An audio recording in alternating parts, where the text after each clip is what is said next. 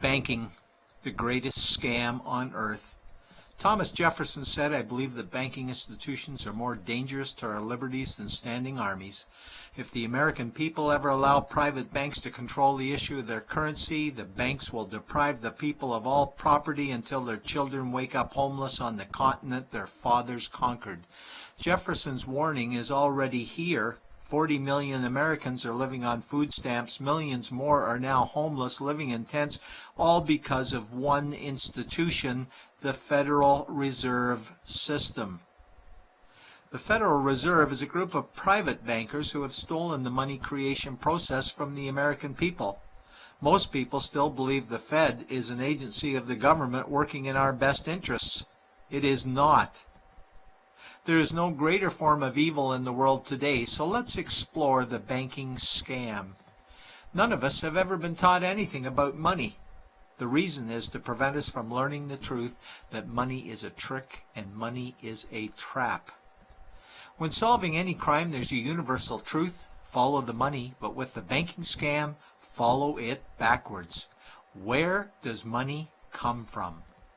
The world's money supply is always growing. Where does all the new money keep coming from? Money comes from privately controlled global banks like the Federal Reserve System. They create money every day, which increases the world's money supply. Because all banks are either owned or controlled by private bankers, the real question is, how do private bankers create new money? And the answer is they create it out of thin air. Bankers create money out of nothing. They make it up. It is a fiction. Wow. Godlike power to create something of value out of nothing. A stroke of a keyboard and money is created. In fact, only 3% of the world's money is even in the form of bills and coins, which means 97% of all money in the world is just numbers typed on a computer screen. This is part one of the banking scam. Money is created out of nothing. The second part of the scam is this phony money is issued as debt.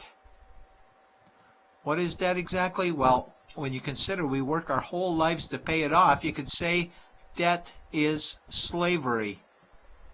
But whose debt is this phony money? It's our debt, all of it. It's our debt when we use credit cards, we get student loans, borrow money for mortgages, all bank borrowing. And it's our debt again when the government borrows, which is each and every day. In today's world, money is debt and debt is money, and don't forget the interest charges. Money equals debt and debt equals slavery, therefore money equals slavery. Our monetary system is a carefully concealed system of slavery. Why? Because our government can create the same money for free with no interest charges, just like they used to as the Founding Fathers designed it inside the United States Constitution for our protection against private bankers.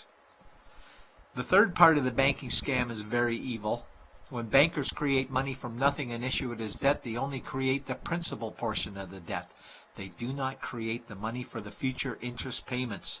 There is not enough money in existence for all of us to make our interest payments. In fact, our money creation system is even mathematically impossible. Money issued by the banks, principal debt, does not equal the money demanded back to the banks, principal plus interest. We are forced to play a game of musical chairs to see who can make their debt repayments. This guarantees a world of bankruptcy, competition, and scarcity of money. For example, we go to the bank to borrow money for a house, let's say $100,000. The moment we sign the loan document, the bank creates the money out of thin air. A $100,000 debit gets registered for us and a $100,000 secured credit for them. Then one of two things happens. Either we give the bank 30 years of labor making house payments totaling $300,000 for the original $100,000 we borrowed, or the bank takes our house. The bankers get either our labor for life or our house, and often they get both, all from money created out of thin air and issued as debt, for money made out of nothing.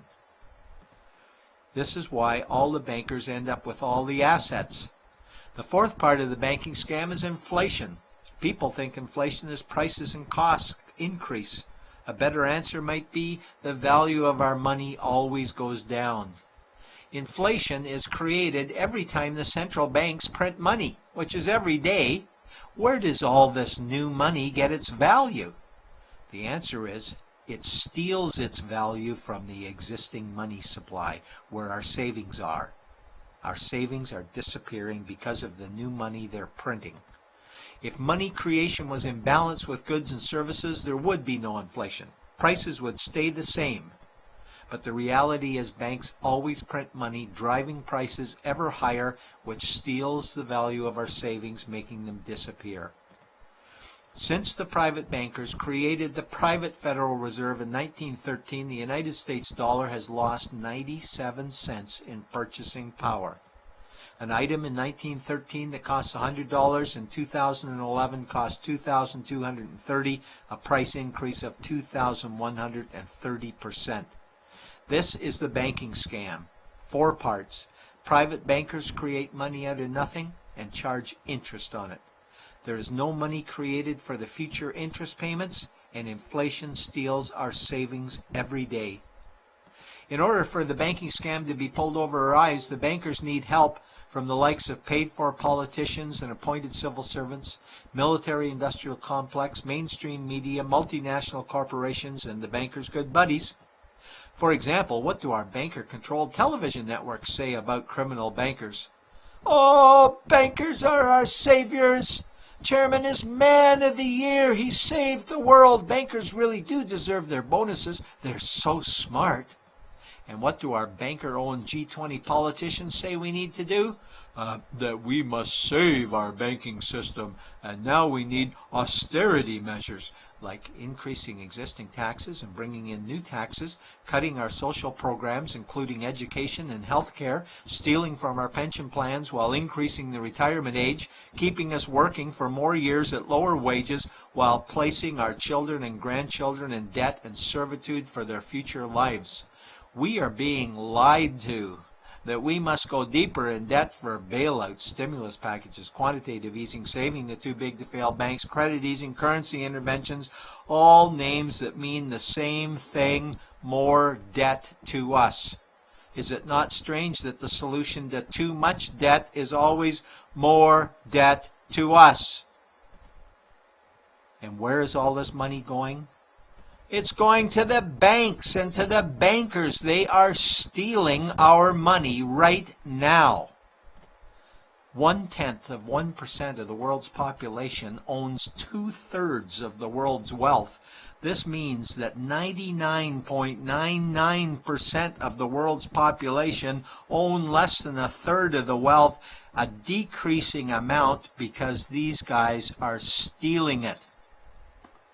We desperately need to wake up to the banking scam. It is time for change. To retake control of our money system, we must stop supporting the banking scam. Lincoln said the government should create all the currency and credit needed to satisfy the spending power of government and the buying power of consumers. Money will cease to be master and will then become servant of humanity. And Jefferson said the issuing power of money should be taken from the banks and restored to the people to whom it properly belongs. It's a pyramid scheme. And we, the people, are the bottom layers of the banking pyramid. Without our support, the banking scam collapses. We have to do it ourselves. Wake up, get active, wake others. Remove our money from the bank. Buy gold and silver coins. Get out of debt. Rip up your credit cards. These actions will bring down the banking scam.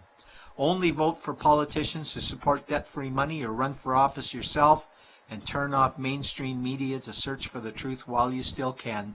And support every effort to end the Federal Reserve System and all the privately owned central banks. Let's bring these criminals to justice to get our money and our countries back before it's too late.